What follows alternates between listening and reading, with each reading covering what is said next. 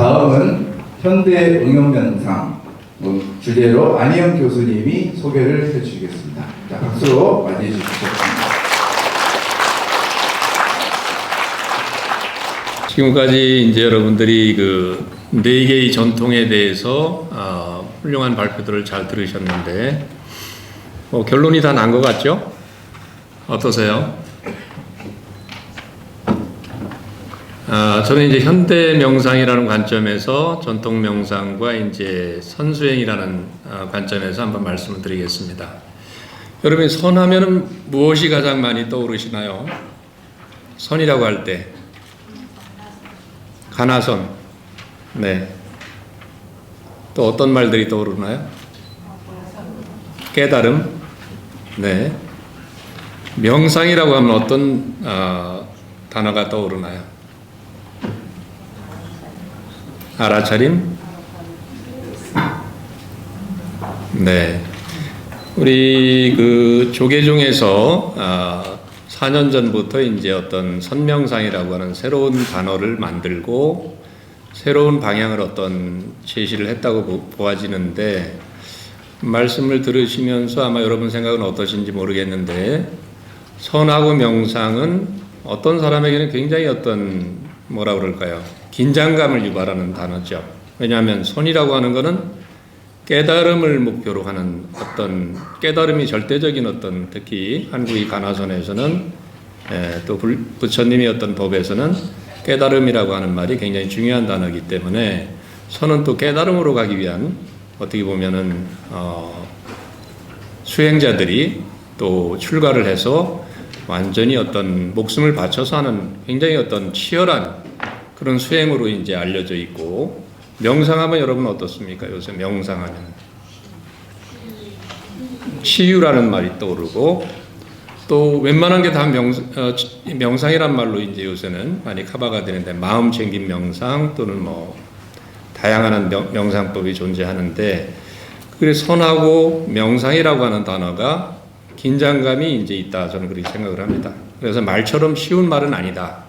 선명상으로 우리가 조계종단에서 우리 명상의 어떤 방향성을 잡기는 했지만, 너무나 그 취지 면에서는 훌륭하지만 선을 하는 분들은 또 명상을 조금 좀 얄팍한 거로 볼 수도 있고, 반대로 명상하는 분들이 볼 때는 선 너무 올드해, 어려워, 무슨 말인지 모르겠어, 이런 어떤 긴장감을 여러분도 느끼시나요? 느끼시는 분 한번 손 한번 들어보시죠.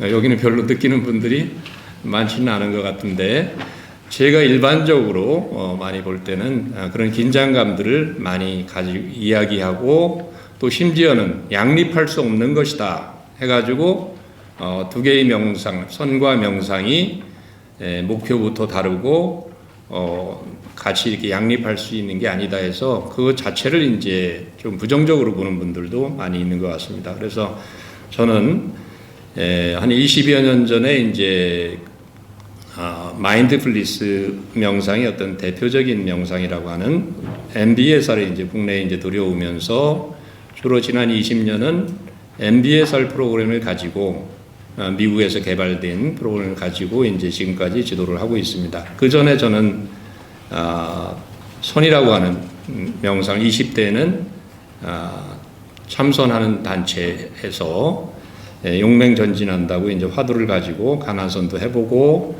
뭐 위파사나도 해보고, 뭐 깊이 있게 제가 많이 한 건 아니지만 꾸준하게 이제 어떤 다양한 어떤 명상 전통들을 섭렵을 하면서, 또 나름대로 지금은 이제 현대 명상의 어떤 견인차라고 얘기하는 MBSR이라고 하는 프로그램을 국내에 수입해서 하고 있는 관점에서, 오늘 말씀드리는 거는 어떤 하나의 어떤 뭐라 그럴까요? 어느 게 좋다, 나쁘다 그런 관점이라기보다는 제가 현장에서 터득한 그런 부분을 이제 간략하게 여러분에게 나눌 수 있는 기회가 있어서 무척 기쁘게 생각합니다. 자, 파워포인트가 지금 하나씩 남기면서 저기를 해보도록 하겠습니다.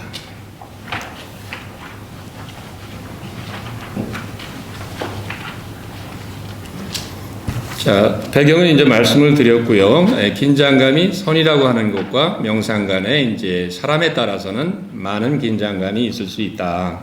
두 개가 이제 뿌리가 같으냐 또는 목적이 같은 것이냐 효과가 어떠냐 이런 면에서는 각자 이제 선을 하는 분들과 명상을 하는 분들, 특히 이제 제가 오늘 말씀드릴 거는 현대 마음챙김 명상을 주로 얘기하는 것입니다. 왜냐하면 이게 불교적인 맥락에서는 가장 이제 정통성을 가지고 있는 현대 명상은 마음챙김 명상, 위파사나 계열을 계승한 명상이기 때문에 주로 그 부분을 가지고 말씀을 드리도록 하겠습니다.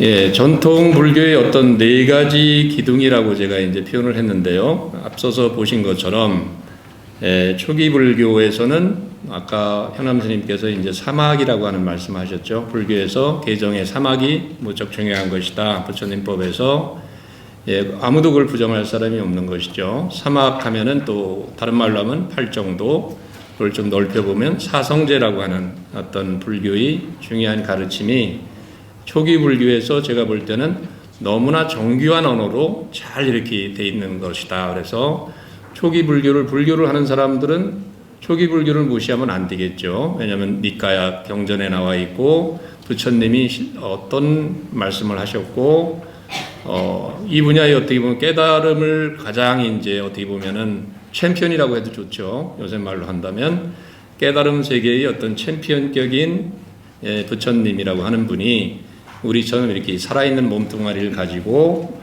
다양한 어떤 고행을 해가면서 이런 걸 이제 밝혀놓은 것이 이제 니까야 경전을 중심으로 있으니까 그 부분은 뭐 너무나 정교한 지도고 너무나 우리에게 하나의 어떤 길을 제시하는 것이다.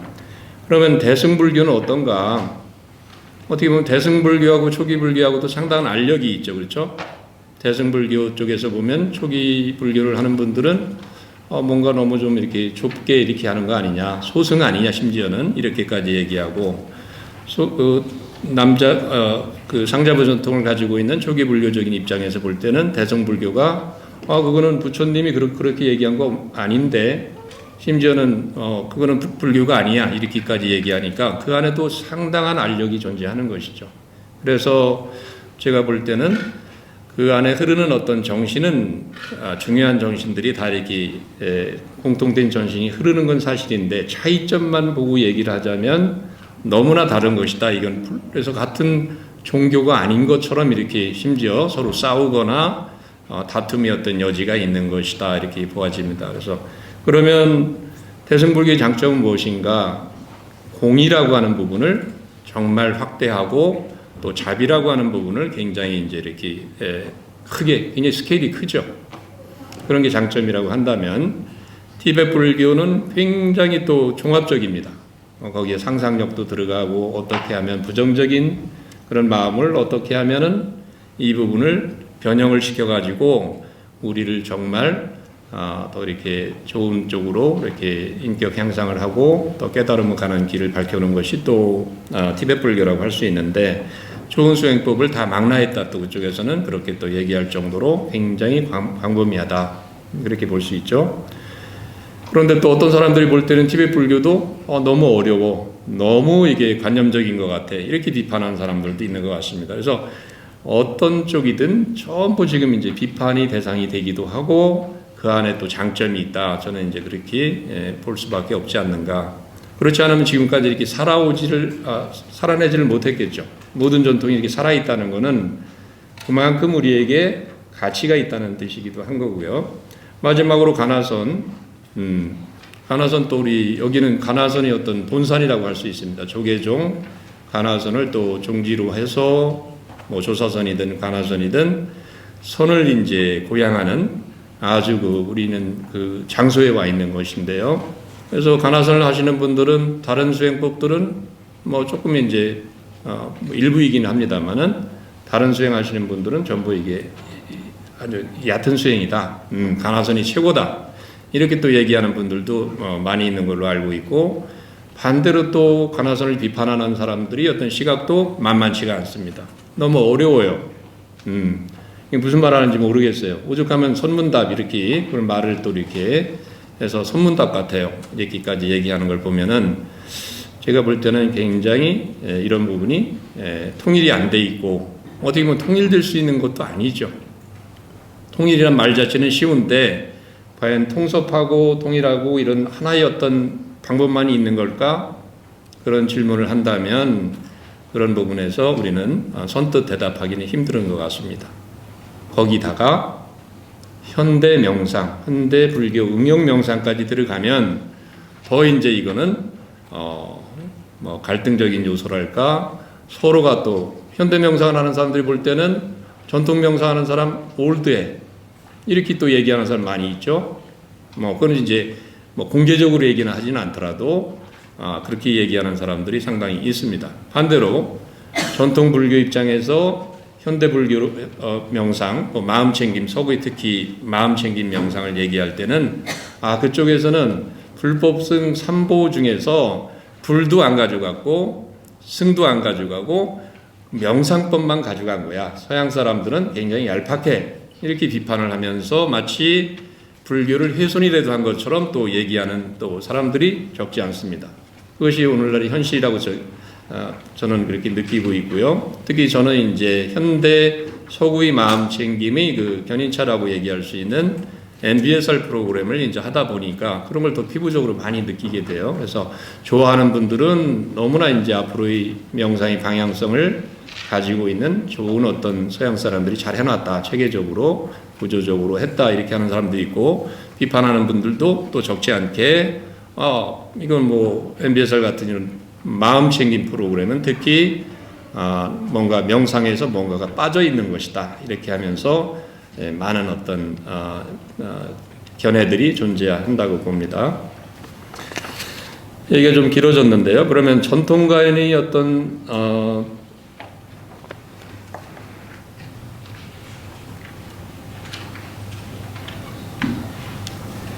전통 간의 어떤 소통이라고 하는 부분을 제가 한번 찾아보니까 나냐포니까 스님이라고 이제 어디 보면 서독 스님, 독일의 스님이었는데 경전 번역에 아주 지대한 공헌을 하신 분이죠. 불교 명상의 핵심이라는 책에서 거기 한번 같이 한번 좀 잠도 쫓을 겸 한번 읽어보실까요? 함께. 예. 실제와의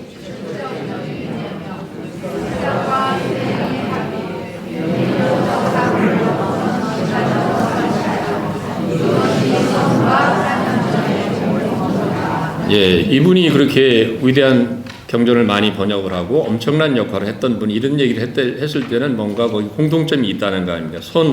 초기 불교 너무나 달라 이렇게 얘기하는 분도 많지만 이런 분의 눈에는 지금 현재 직접성, 지금 경험, 직접 경험을 강조하고 지금 여기 이러한 부분에서 일상생활이 강조라든가 그런 부분에서 밑바닥에 흐르는 정신은 통하는 것이다. 이렇게 본다면은 우리가 귀를 기울여서 들을 만한 것이죠. 선이라는 것이 전혀 뭐 부처님하고 관계가 없는 동북아시아의 독특한 어떤 뭐 이렇게 불교와 관계가 없는 수행법이다. 이렇게 얘기하는 분들도 있는데 그게 아니라는 것이 이제 여기 증명이 되는 것이죠.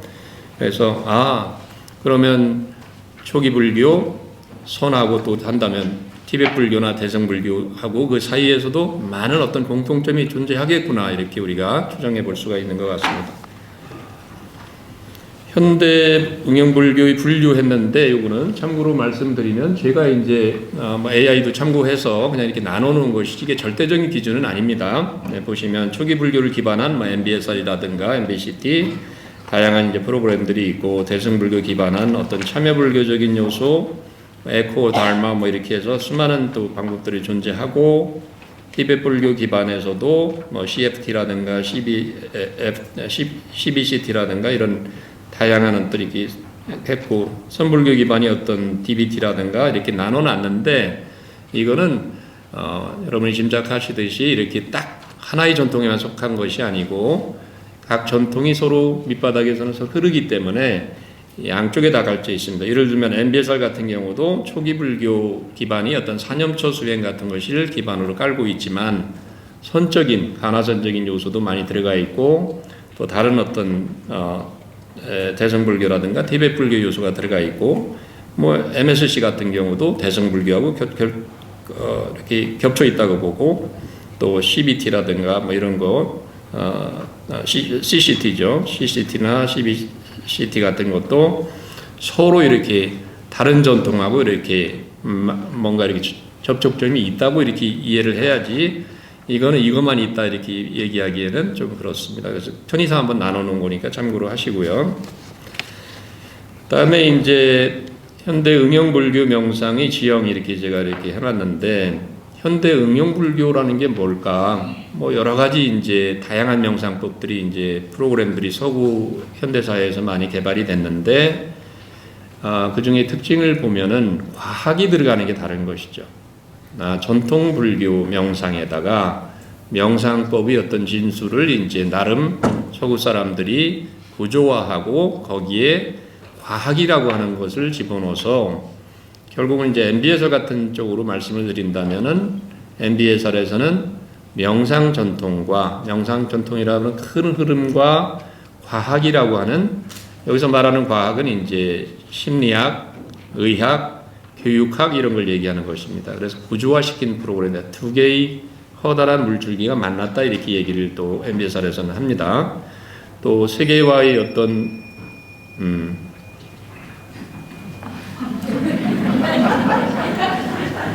네, 기회가 왔으니까 종을 쳤으면 우리 자동적으로 잠시 한번 머물러 볼까요? 저도 좀 마음이 급하다 보니까 이거 하나라도 더 해야지 하다 보니까 말이 빨라지고, 네, 잠시 한번 들숨에 한번 온전하게 느끼면서 머물러 보시고, 날숨에 숨을 내쉬면서 지금 여기 몸과 마음의 감각이나 생각, 감정 그대로 환영하면서 잠시 한번 머물러 보겠습니다.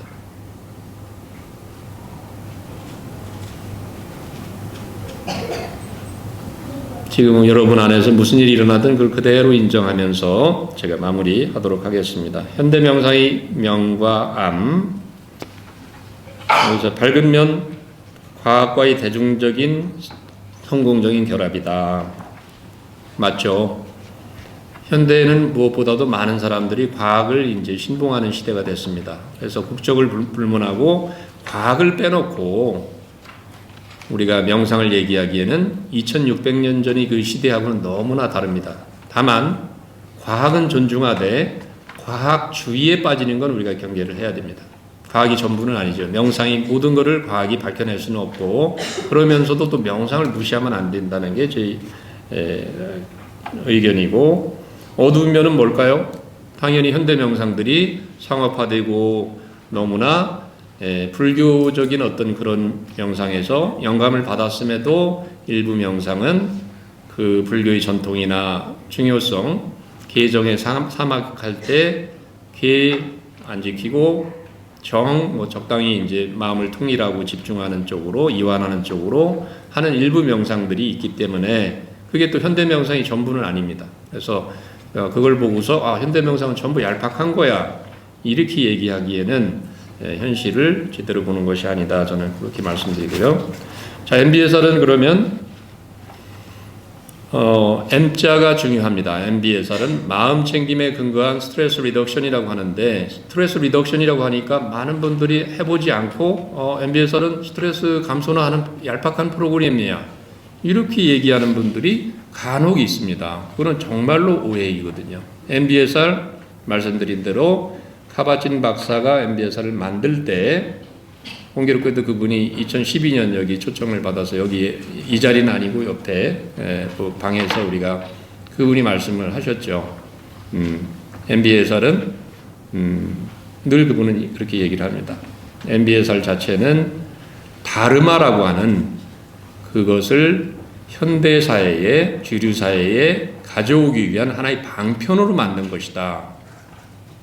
MBSR이 단순한 스트레스 리덕션을 하는 게 아니라는 얘기입니다. 거기에는 깊은 치유, 깊은 우리가 삶에서 생기는 다양한 고통들을 어떻게 만나고 그것을 어떻게 치유할 수 있을까 하는 고민에서 나온 프로그램이기 때문에 거기에는 개도 있고 정도 있고 해적인, 물론 불교의 모든 걸 담아낼 수는 없지만, 또 불교라고 얘기하지도 않지만 불교 명상에서 중요하게 여기는 많은 분들이 MBSR 프로그램에 녹아 있다. 이게 저희 또 경험이기도 하고요. 카바친 박사도 그렇게 얘기를 합니다. MBSR 상식 증거 기반이라는 게 이게 에비던스를 가지고 비포 애프터를 8주 후에 어떻게 되는지 그런 부분을 수천 편의 논문을 통해서 밝혀놨기 때문에 이게 이제 현대 마음챙김 명상의 효시이자 또 많은 어떤 에비던스로 이제 이렇게 증거로서 얘기를 하는 그런 부분이 있는 것이죠. 그렇지만 MBSR이 불교는 아니고 불교적인 어떤 좋은 지혜를 많이 담아내려고 노력했다. 그 정도로 보아주시는 것이 좋을 것 같습니다. 그러면 MBSR 교과 과정 속에서 잠시만 보시면은 여기 사성제라는 게 들어가 있고 불교 명상의 핵심이라고 할 수 있는 사성제가 MBSR 안에 들어와 있구나. 물론 MBSR에서 사성제 그런 얘기를 불교용으로 얘기하지 않습니다. 네, 그렇게 되면은 아예 처음부터 여기 불교 프로그램이구나. 사람들이 특히 서구 사람들이 접근 자체도 이제 시도하지도 않고 이건 종교 불교야. 나는 종교가 다른데 여기 관심 없어. 이렇게 될 수 있기 때문에 그게 이제 40여 년 동안 이런 게 누적이 되다 보니까 이제는 MBSR을 불교라고 생각하지는 사람들이 이제 없지만 그래도 MBSR이 바탕에는 불교 붓다의 정신이 흐르고 있다. 저는 그렇게 분명하게 말씀드리고 싶습니다. 자, 그러면 이제 통합의 방향성 이제 마지막인데요. 저는 어떻게 하면 이 전통들이 조금만 더 해도 될까요? 몇 분만? 네, 마무리하겠습니다. 네. 캐닐버라고 하는 사람이 지금 현존하는 가장 통합 이론의 어떤 대가라고 할 수 있는데 저는 뭐 옛날부터 이분의 이론을 살짝 구입하는 것도 좋겠다. 여기서 보면 자, 우리는 하나의 측면만을 생각합니다. 예를 들어서 깨달음을 강조하는 분들은 깨달음만을 생각하는데 그럼 깨달음이 뭐냐에 대해서는 굉장히 다른 시각이 있을 수 있거든요. 인간이 그러면 자, 여러분이 그 도표를 보시면 위에 있는 거는 개인적인 차원입니다. 위에서 왼쪽에 있는 거는 개인이 내면 차원이고 오른쪽은 그 개인이 외적인 차원이고 아래에 있는 두 칸은 왼쪽에 있는 거는 공유된 거, 외적인 공유된 거를 얘기를 하고 내면적인 우리라고 얘기할 수 있죠. 그 위에 있는 거는 나라고 할 수 있고 또 오른쪽에 있는 밑에 있는 것은 사회 시스템을 얘기합니다. 그래서 명상 하나를 보더라도 인간이 내면만 가지고 얘기할 수는 없는 것이죠. 내면이 중요하긴 하지만 명상을 통해서 어떻게 호르몬이 또 몸이 어떻게 바뀌고 하는 그런 오른쪽 면도 필요하고 그 다음에 우리가 명상을 하면서 혼자 하는 게 아니기 때문에 같이 명상을 하면서 서로 어떤 가치를 나누고 어떤 식으로 서로 이렇게 살아가야 될 공동 가치가 무엇인지 그런 거에 대한 담론도 필요한 것이고 그 다음에 명상을 잘 이렇게 하려면은 시스템도 중요하죠. 뭐 그런 의료보험 제도도 중요하고 거기에는 어떤 병원 시스템이 작용할 수도 있고 다양하게 이제 이런 게 필요하기 때문에 이게 짧은 시간이라 제가 충분하게 말씀을 못 드릴 것 같은데 명상을 너무 내면적인 어떤 주관적인 것만 이렇게 파악하다 보면은 잘못하면 우리는 명상에 빠지거나 명상이 전체가 아닌 내용을 가지고 마치 자기가 하는 명상이 최고인 것이고 대단한 것으로 이렇게 착각하기가 좋다 그런 말씀을 드리고 싶은 결론입니다. 거기 다 자세하게 써놨기 때문에 여러분이 보시면 될 텐데 제가 드리고 싶은 말씀은 온고지신이라는 말에서 저는 좀 찾아봤어요. 자, 전통 중요합니다. 전통 무시하면 안 됩니다. 전통 예를 들어서 깨달음을 무시하고 깨달음이 빠진 치유 명상만 이렇게 추구를 하다 보면 명상 온전하지 못합니다. 깨달음 중요하죠. 그렇지만 깨달음 치유가 없는 깨달음은 어떨까요? 치유적인 게 전부 무시하고 너나 할 것 없이 전부 깨달음을 향해서 간다 그러면 일상생활도 안 중요하고 직업도 내가 그냥 막 무시하고 관계성도 무시하고 치유적인 부분을 무시하고 명상을 했을 때 반드시 대가를 치르게 됩니다. 그래서 치유가 없는 깨달음은 위험하다. 저는 그렇게 분명하게 말씀드리고 싶고요. 그래서 치유라고 하는 말과 명상이 대표하는 말이 치유잖아요. 또 선에서 얘기하는 깨달음이라는 말이 언뜻 보면은 굉장히 낯설고 서로 통섭되기 힘든 융합되기 힘든 것 같지만 알고 보면 치유를 깊이 있는 치유를 가다 보면 깨달음으로 향하는 것이다. 방향성만 올바르게 한다면 저는 그렇게 믿고 있고요. 반대로 깨달음이 제대로 될 때 치유가 필요하고 치유가 완성이 되려면 궁극적으로 단순한 어떤 병이 없고 있고의 어떤 치료적인 측면이 아니고 치유가 확장이 되면 결과적으로 깨달음과 연결이 될 수 있다. 그래서 현대 명상도 제대로 하게 되면 깨달음의 입구까지는 갈 수 있다 하는 게 제 마지막 결론입니다. 예, 경청해 주셔서 감사합니다.